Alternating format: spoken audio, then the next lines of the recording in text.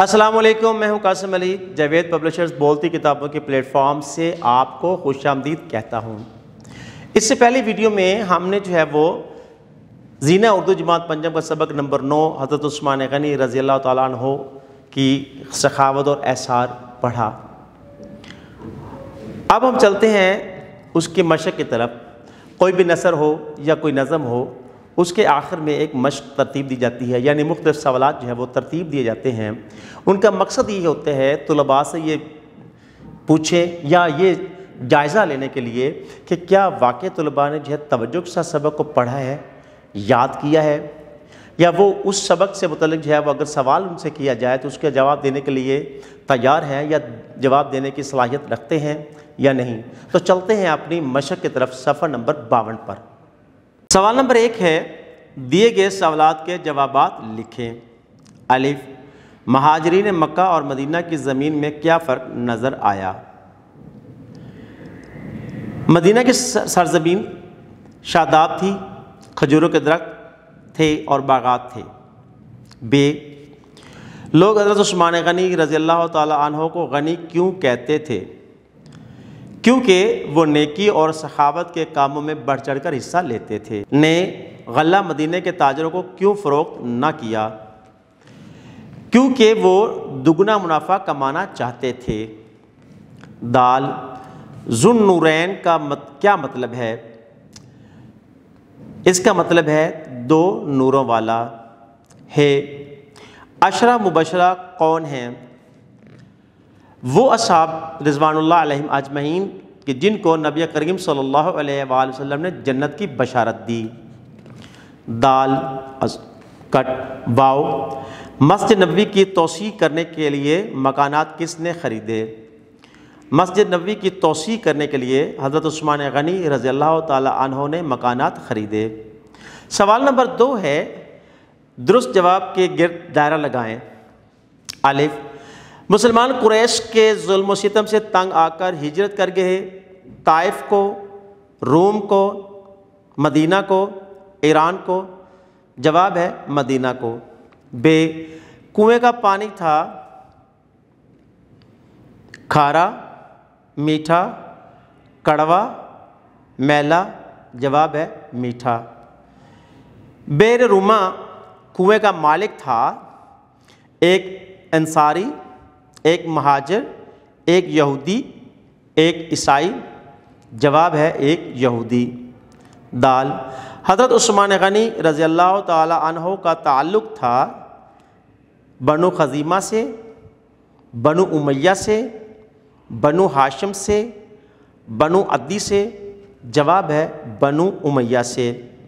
ہے، لوگ آپ رضی اللہ تعالی عنہ کو لقب سے پکارتے تھے غنی، فاروق، صدیق، اسد اللہ۔ جواب ہے غنی۔ واو، مسجد نبوی کی توسیع کے لیے ارد گرد کے مکانات خریدے۔ حضرت ابوبکر صدیق رضی اللہ تعالیٰ عنہ نے، حضرت عمر فاروق رضی اللہ تعالیٰ عنہ نے، حضرت عثمان غنی رضی اللہ تعالیٰ عنہ نے، حضرت علی رضی اللہ تعالیٰ عنہ نے۔ تو جواب ہے حضرت عثمان غنی رضی اللہ تعالیٰ عنہ نے۔ سوال نمبر 3 ہے کہ درست جملے کے سامنے گڈ اور غلط جملے کے سامنے کراس کا نشان لگائیں۔ الف، مدینہ میں پانی کا کوئی مسئلہ نہ تھا، غلط۔ ب، مکہ سے ہجرت کرنے والے اکثر مسلمان بے سر و سامان تھے، درست۔ جیم، میٹھے پانی کے کنویں کا نام بیر روما تھا، درست۔ دال، یہودی نے آدھا کنواں فروخت نہ کیا، غلط۔ ہے، حضرت عثمان غنی رضی اللہ تعالی عنہ قریش کے ایک خاندان بنو ہاشم سے تعلق رکھتے تھے، غلط۔ واو، مسجد نبوی کی توسیع کے لیے ارد گرد کے مکانات حضرت عمر فاروق رضی اللہ تعالی عنہ نے خریدے، غلط۔ سوال نمبر 4 ہے، سبق حضرت عثمان غنی رضی اللہ تعالی عنہ کی سخاوت اور احسار کو غور سے سنیں اور آپس میں بات چیت کے بعد سبق کے اہم نکات اپنے ساتھیوں کو سنائیں۔ اساتذہ کرام بچوں کو سبق پڑھنے کی تلقین کریں اور اس میں سے اہم وہ نکات بچوں کو بتلائیں تاکہ بچے باہم ایک دوسرے کے ساتھ جو ہے وہ بات چیت کریں، مباحثہ کریں اور ان کی معلومات۔ سوال نمبر 5 ہے، سبق میں آپ نے حضرت عثمان غنی رضی اللہ تعالی عنہ کی سخاوت اور ایثار کے مختلف واقعات پڑھے، آپ نے ان سے کیا سبق حاصل کیا؟ آپس میں بات چیت کریں اور اپنے ساتھیوں کو بتائیں۔ استاد محترم بچوں سے پوچھیں کہ اس سبق میں جو ہم نے واقعات پڑھے ہیں ان سے آپ نے کیا سیکھا ہے، یا آپ اس سے جو ہے وہ اپنی زندگی میں برت کر کیسی زندگی بسر کر سکتے ہیں، یا ہمیں ان واقعات کو سامنے رکھ کر اپنی زندگی کیسے گزارنی چاہیے۔ سوال نمبر 6 ہے، دیے گئے الفاظ پر لغت کی مدد سے اعراب لگائیں اور درست تلفظ سے پڑھیں۔ اساتذہ کرام الفاظ کو جو ہے وہ بورڈ پر لکھ کر ان پر حرکات و سکنات یعنی اعراب لگا کر صحیح تلفظ سے ادا بھی کریں۔ پہلے اعراب کے علاوہ لکھیں، پھر اس لفظ پر اعراب لگائیں تاکہ بچوں کو جو ہے پتہ چلے، اور ساتھ ساتھ میں جو ہے وہ ہجے بھی کریں، یعنی جیسے جیسے تلفظ کو جیسے اعراب لگا کر بولا جاتا ہے ویسے وہ ہر لفظ کی جو ہے وہ جو اس پر حرکت لگائی جاتی ہے اس کو ادا کریں، تاکہ بچوں کو لفظ ادا کرنے کی صلاحیت پیدا ہو سکے بچوں میں، اور وہ اس کو لکھنے کی صلاحیت بھی ان میں آ سکے۔ سوال نمبر 7 ہے، دی گئی عبارت کو درست تلفظ اور روانی سے پڑھیں اور پوچھے گئے سوالات کے جواب دیں۔ مسلمانوں کے دوسرے خلیفہ امیر المومنین حضرت عمر فاروق رضی اللہ تعالیٰ عنہ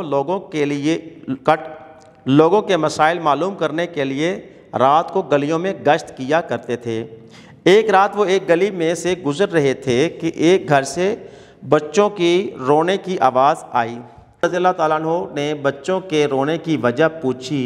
عورت نے بتایا کہ اس کے بچے بھوکے ہیں، کھانے کے لیے کچھ نہیں ہے۔